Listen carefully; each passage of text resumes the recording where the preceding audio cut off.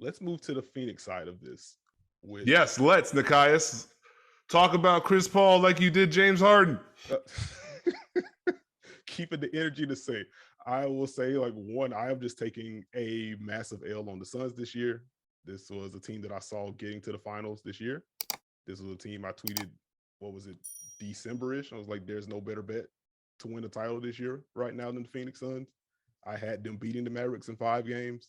I did not think it was a great matchup for them. And after game 2, it looked like it was trending towards a short series. And then Dallas figured out some things defensively. Luka didn't get hunted anymore, or he didn't get hunted to the same degree. They essentially flattened out Phoenix's offense with switching. The late switches on Chris Paul took him out, basically. That combined with the help around the wings, he couldn't get to his elbow jumper. I think it was Evan Sidery at basketballnews.com who tweeted out the stat. Chris Paul took 9 mid-range jumpers over the last 5 games of the series, which that can't happen for Chris Paul. That's his bread and butter. But once the offense got flattened out, they also had the issues on the other end. It just kind of snowballed, it felt like. They were showing all this extra help to Luka. They would give him the switch and didn't show help. And so you're basically daring the 3-point shooters to beat you. And to Dallas's credit, they got them up and they made them. And when you gave Luka single coverage, he's putting dudes underneath the basket. And so I was, one, impressed by what Dallas was able to do on both ends, but also incredibly disappointed in Phoenix. And to see Chris Paul, there was a report that he's dealing with a quad injury. So, like, if that's the case, like, that takes a little bit off of it. But either way, like, they basically switched him out the series after game 2. And Devin Booker wasn't able to supplement that either once Dallas started mixing in the traps and the hedges. Got the ball out of his hands. And if Chris Paul can't get to his spots, Devin Booker's getting the ball forced out of his hands. That kind of ties into, all right, DeAndre Ayton, you have to beat these mismatches down low. Mikal Bridges, you have to beat closeouts if there are any. You have to be able to create something. And they just couldn't do that. Saw one possession. I did game 6 in Dallas. And I pointed it out. It was in the first half. DeAndre Ayton caught the ball in a short roll, and he got really good this year, I thought, in that short roll spot. Not only as a shooter, he was, I believe, either high 50s or low 60s from that like 14, 15-foot range. I thought he got really good making plays out of that short roll. Mm-hmm. And there was a play in game 6. He caught it on the short roll. He swung it to the corner. We got a baseline drive, baseline drift, corner 3. They knocked it down. And I'm like, in retrospect, I'm like, I don't remember another play in game 6 or game 7 that looked like that offensively for them. Mm-hmm. And there was a snowball effect, I thought, in game 7, and I've played long enough to feel this, where you get down and there becomes this mentality. Each guy has it. It's I'm gonna help bring us back. And they had so many 0 pass or 1 pass possessions. And all of a sudden, a slow start turned into one of the worst halves of basketball I've ever seen in my life. And it's a little bit inexplainable. Disappointment is a good word. And again, I mentioned at the top of the pod, like, I had them in the finals this year. And I'm disappointed. I'm disappointed for Chris, obviously, as a friend. And I'm disappointed in the slander, and not because some of it is not warranted, because I think we should hold each player accountable based on their reputation, what they're capable of, and all that stuff. But I'm disappointed because I fear that his legacy now will get wrapped up in these 5 games. And whether it was the quad injury, whether it was just Dallas being, making the adjustments and not allowing him to snake pick and rolls and drop coverage and get to the elbow, forcing him left, like all the stuff that Dallas did really well, pressuring him 94 feet. Reggie Bullock did a fantastic job all series when he was on him, like attacking him on deep. Like, Dallas did a bunch of stuff. They attacked him, game 6 and game 7. He gave up 33 points as the primary defender. He scored 23. Dallas had a 118 offensive rating against him when he was the primary defender. Like, they went after him on both ends. And, you know, he stunk. Like, he stunk. And that's hard for me to say, but it's the truth. And that's where I'm like, you know, I'm just disappointed. I'm disappointed for him. He's had such a great career, and I know how much that last thing means to him.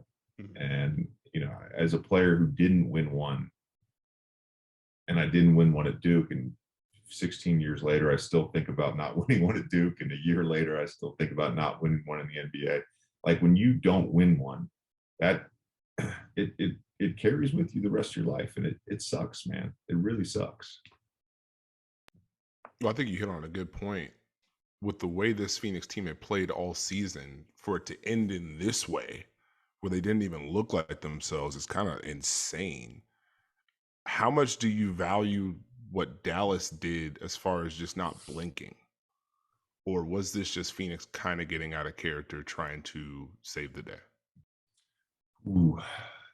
Yeah, I mean, again, I think about that start to Game 5.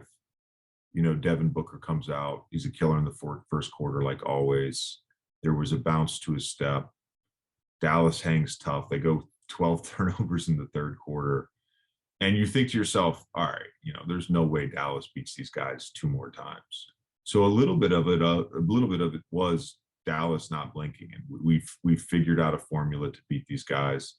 A little bit of it was Luka magic, and then I think you nailed it. I think a little bit of it was being out of character, and whether that was Book or CP, you know, Ayton, of course, in Game 7. Mikal really struggled all series. Like, they were out of character. But, you know, whether they could have gotten Eric Gordon or someone like that at the trade deadline, there was a missed opportunity there. And I get the continuity part. I get the fact you were just in the finals and you get the best record in the league and you had an 18-game winning streak and you had another long winning. Like, I get all that.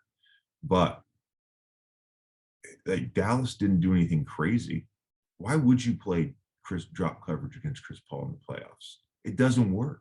We've seen that time and time again. Why would you? You know, why would you not blitz when they run the backside, the old Manu Ginobili action for him to come to his right hand? Why would you not blitz that? Like, I used to run that in Philly. And when teams would not blitz it, I'm like, what the fuck are y'all doing? What, like, you're making it easy on me, you know? It's like everything they did was I'm not saying it was like not good strategy. I'm saying it was like, let's just make these guys uncomfortable. Let's not allow them to get to their strengths. And so Dallas does get a lot of credit for that. They absolutely should. I think he hit a really good point. To me, it was Dallas just doing little things to try and take each of those 3 guys out of their comfort zone. Chris Paul, your pick and roll, it's going to be a drop late switch. We're taking away your elbow area. Devin Booker, you're getting blitzed. DeAndre Ayton, we're going to put size on your switch. And just little by little, it felt like they just kind of got away from what they do as far as punishing. Because like JJ said, this isn't new. These are things they faced. They've faced them. They've absolutely faced them. They've seen this before, but the conviction that Dallas played with impressed me. Like, I mean, Chris Paul is someone who's kept me up late at night trying to figure out. You're watching video before a playoff series and knowing this comes down to, can we defend Chris Paul in pick and roll? Welp. The answer is no. Generally speaking, the answer has been no. Yeah, I mean, this is the other thing I brought up today, and I don't know that this is the reason that they lost, and I don't think it is, but their offense is predicated on the mid-range, whether that's CP, Book, or 8. Like, so much of what they get is mid-range. They were bottom 5 in the league in free throw attempts this year. They were bottom 5 in the league in three-point attempts this year. They were 15th in the playoffs in both of those categories. They just don't put enough pressure on the rim. And they don't put enough pressure on the rim, and then they don't get enough threes. And so much of that, you know, mid-range brilliance they had it gets mitigated with blitzes. It gets mitigated with size. And in the wrong matchup, as we saw with Dallas, you lose. You just lose. And man, it's the other thing, like Luka's so fucking good. Like Luka's so fucking good. Like I just, I was thinking about Chris today.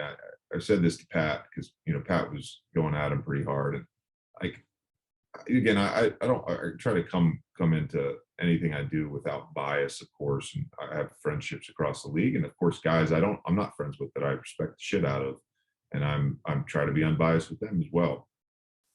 But I really believe like the best chance Chris had to win was with James, when James was at the height of his powers in Houston, and they had a team that was built to beat the Warriors because they basically practice switching for the sole purpose of playing the Warriors in the playoffs. That's why they switched on defense, was so that when they played the Warriors, they could potentially beat them.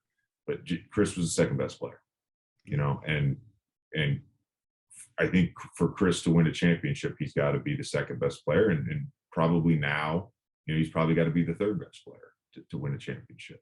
And that's just a reality. And we've seen this now for 17 years. And that's not to take away anything, because the other thing I was thinking about is like, look at all the guys that he's played with that have been all-stars. David West, Blake Griffin, Harden in Houston.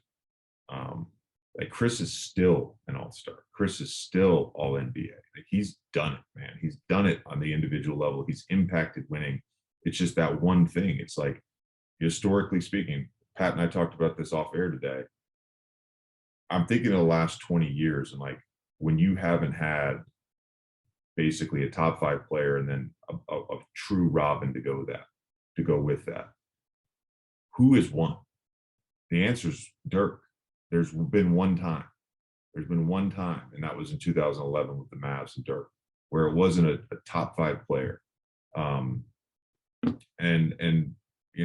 think some of that is just CP. Like he's brilliant. He's brilliant. I don't know that he's good enough to be the best guy in a championship team. I hate saying that, but maybe that's the truth. Maybe. It's just a tough thing, especially at this stage of his career. Like it's hard to compensate for the age and the size. And so when you're able to kind of disrupt him with the switching and putting more size on him, and then on the other end, like he fought against Luka. It wasn't a lack of effort on the defense. No, again, it's like it wasn't like Luka like blew by him every time. It was like he just bodied him. He's just bigger, and he pound dribble, and he's at the rim, or he uses his size to shoot over him. Again, I go back to the thing I said earlier about him and Trey. Like how valuable is Jason Tatum? How valuable is Jimmy Butler? How valuable is Luka? LeBron, of course, in the playoffs. Like these guys that are just big and multifaceted on the offensive end, they're just so valuable.